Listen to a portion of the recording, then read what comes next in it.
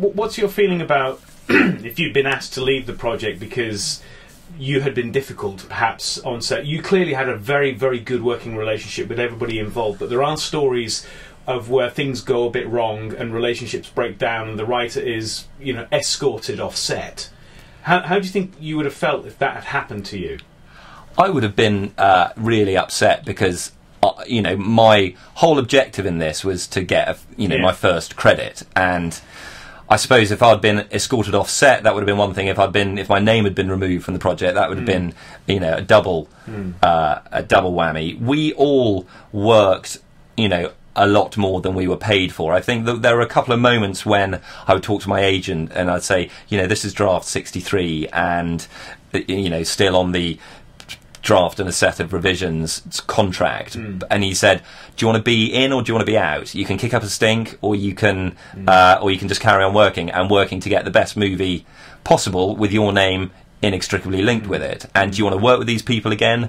Do you want to and do you want to see your movie come out and you be proud of it? And so a couple of times I took it on the chin in the way that everybody did. It's it's really, I was going back to that kind of core, the Burns circle of trust or whatever it is from Meet the Fockers.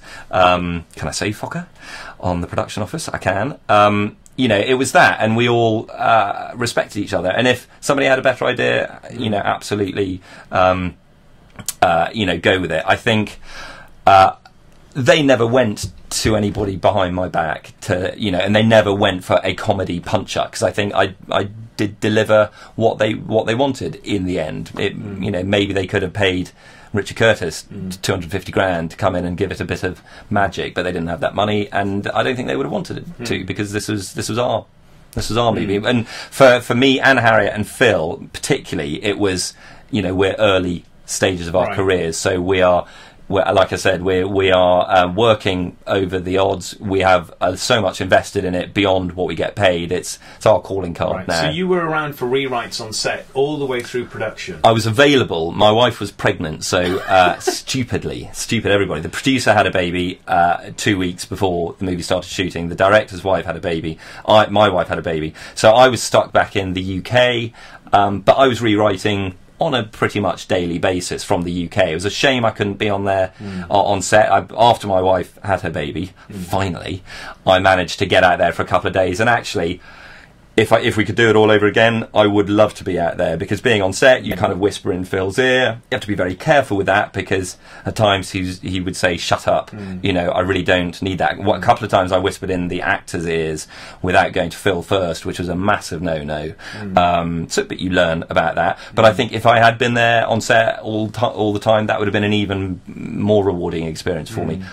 Doesn't always happen, wouldn't expect it to happen in the future, but again, this is Phil's idea. It's like, we need good ideas, we need as many good ideas as possible. If you have the writer on set and he's happy to be there, and I was very happy to be there when I went out there, then you get lots of new ideas. And it's a case of him saying, yes, we can do that, let's do it now very quickly, or occasionally he'd say, that doesn't work. And occasionally actors would come up with a pitch for a line and I would have to go, in fact, on page 73, this wouldn't work. All that sort of stuff. I was reading on your blog about, the experience of having stuff produced on set, and you looking at locations and stuff, and it's all ever so slightly different to what you'd imagine. Sometimes better, sometimes not as good.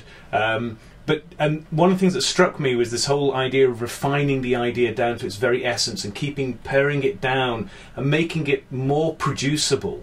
What are your thoughts on that? Well, I guess it's a lesson that I've taken from this experience. Once you see a full production schedule of your movie, and you see that every page has been broken down into eighths of pages, and we can do 2 3/8 pages per day or whatever, and every location move is 2 hours taken out of the schedule because they've got to move the crew, that relight, blah blah blah. You realise that you need to be very clear about why the scene is here and what's important in this scene and which characters have to be in this scene, and do you need to have 2 extras or 200 extras, and what are they wearing, and doesn't matter what they're wearing, and all these sorts of things that you might write with a rather cavalier attitude. They always say, what are the the 3 most expensive words in a screenplay are "the fleets meet." You know, it's like the Battle of Trafalgar, and suddenly that's $100 million on the page. But we had a very tight schedule, we had a very tight budget.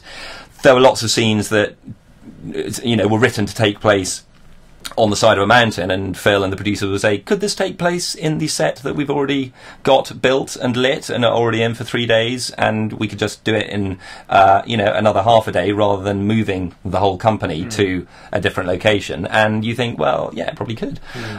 Cast availability, that affects things. Sometimes, you know, we had Bill Nye for 2 weeks, so there were scenes that he wasn't originally in, but because he was going to be around while we were shooting those, it's like, chuck Bill in.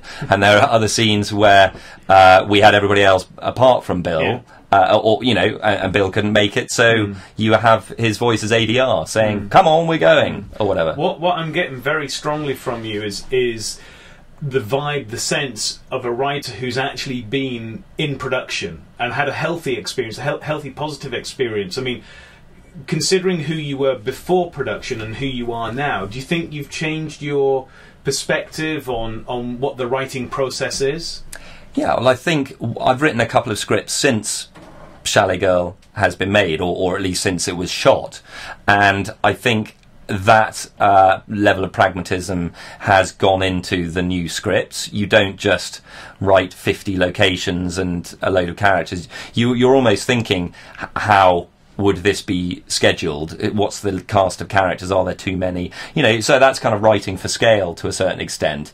But that helps you to be precise and be professional about what is important about your script. And I've been a script reader and a script editor for years, and, you know, we all recognise a sort of a competent and a professional screenplay when we see it. It's hard to define what that is. I think it's something around what we're talking about, a level of, this is filmable, this knows what it is, this is doing what it sets out to do in a it doesn't have to be contained, but in a way that befits the genre and the type of script it wants to be.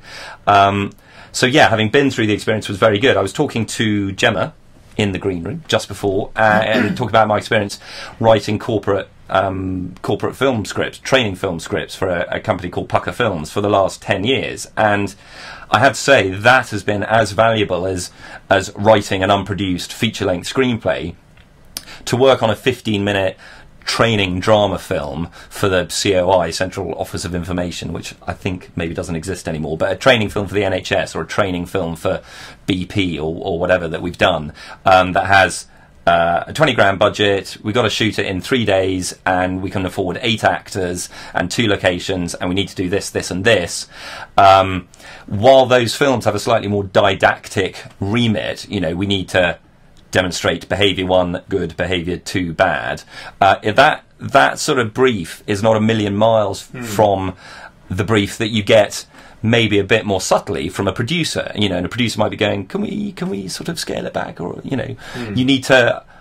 I've worked in the theatre a lot as well, and there's a real sense of, what can we achieve? You know, we have this amount of rehearsal time, say we can build such and such a set, we can afford this number of performers, let's do the best we can within this. And if we can't afford it, if it's never going to happen, don't waste your time going after it. That's not to say don't think big and don't fight your corner and don't try and push people to upsell or get some more money or get Bill Bailey or Bill Nye. But if you can't, don't do it. You know, and if you're writing a screenplay, you know, the $100 million sci-fi, is that really going to be made in the UK this year? Maybe think about what's out there and read some of the case studies in Screen and whatever, and obviously watch programs like this, and think about how many hurdles your script is going to have to hurdle. I guess you hurdle a hurdle to get there, and don't put too many. You know, don't make life harder for yourself than it needs to be, because God knows it's going to be hard anyway.